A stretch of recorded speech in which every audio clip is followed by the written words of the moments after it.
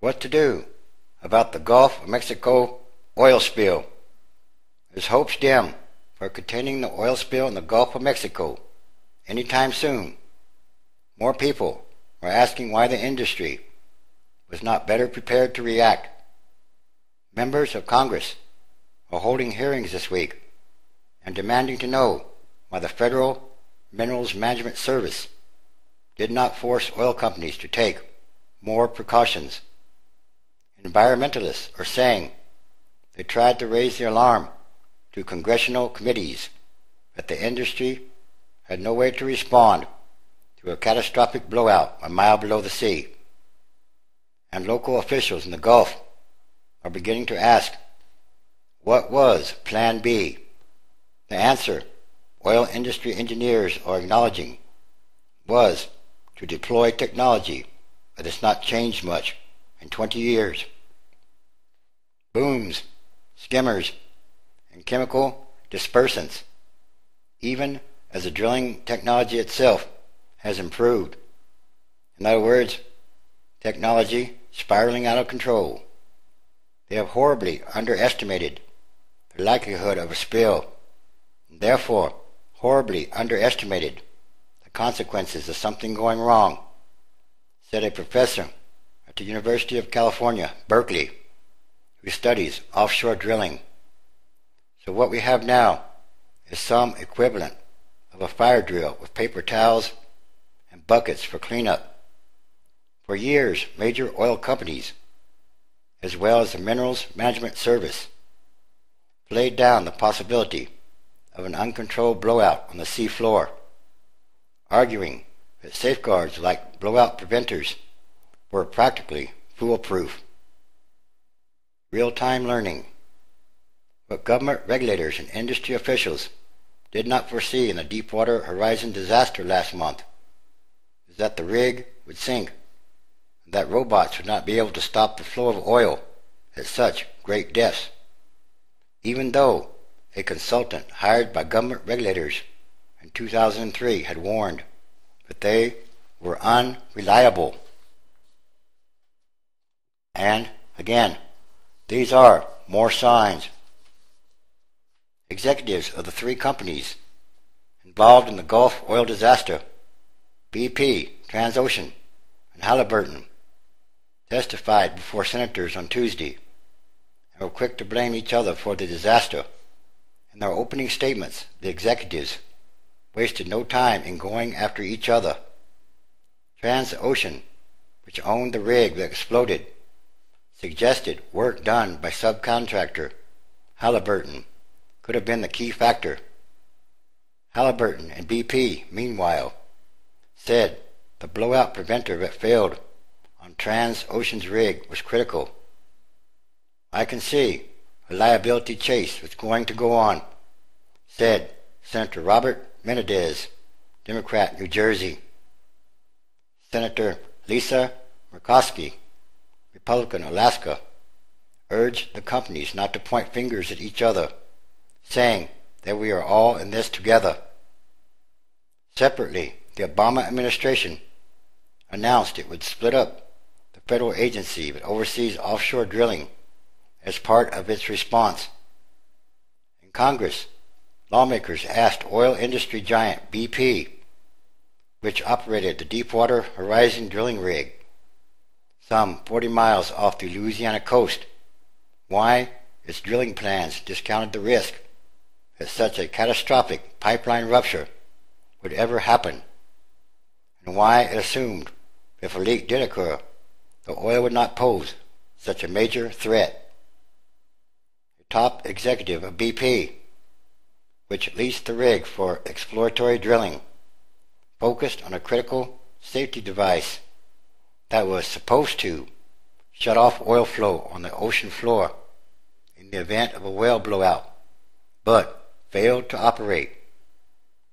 That was to be the fail-safe in case of an accident, said Lamar McKay, chairman of BP America, pointedly noting that the 450-ton blowout preventer, as well as the rig itself, was owned by Transocean Limited.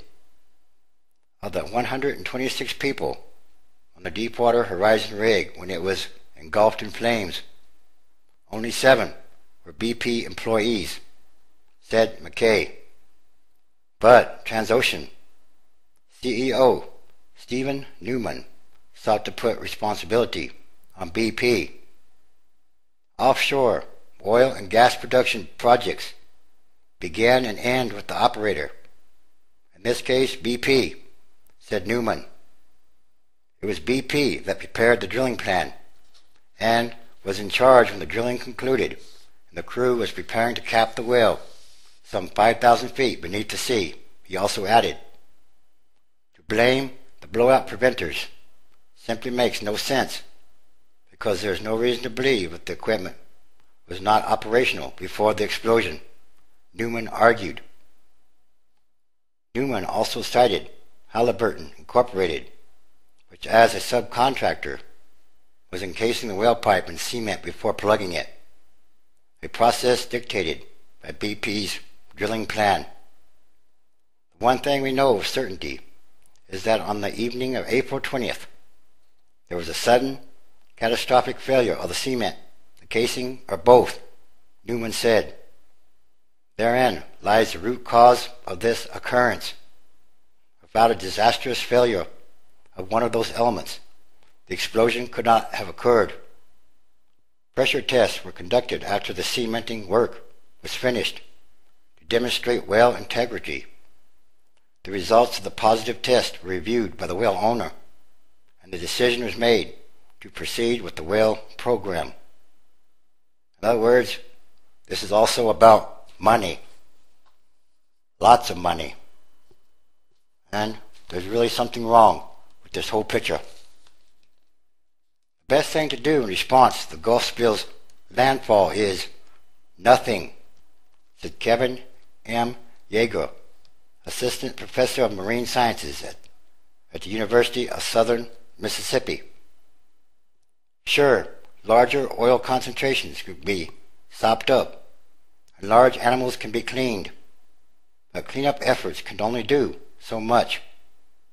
Evidence suggests that they reduce hydrocarbon concentrations only over the short term, and many responses have harmful side effects. Controlled burning spreads toxic materials and kills plants that retard erosion, thus hurting the very lands we're trying to protect. Nutrient-rich detergents, which encourage the growth of bacteria that can break down oil, can fundamentally disturb the ecological balance for decades. Instead, we should recognize that nature can do many things far better than we can, and with less collateral damage. Oil is a natural byproduct of biological and geological processes. If left alone in coastal environments, wave action, the sun and microbes in the sediment will eventually naturally break down hydrocarbons. Meanwhile, vast sums of money saved can go to helping local economies deal with the loss of income, improving safety regulations and enforcement, and most importantly, developing a clean energy policy. Ezekiel chapter 13, verse 18, and say, Thus saith the Lord God, Woe to the women that sew pillows to all armholes, and make kerchiefs upon the head of every stature to hunt souls. Will you hunt the souls of my people, and will you save the souls alive that come unto you? 19. And will ye pollute me among my people for handfuls of barley, for pieces of bread or money, to slay the souls that should not die, and to save the souls alive that should not live, by your lying to my people that hear your lies? 20. Wherefore, thus saith the Lord God, Behold, I am against your pillows, wherewith you there hunt the souls, to make them fly. And I will tear them from your arms. I will let the souls go, even the souls that you hunt, to make them fly. I need some more signs.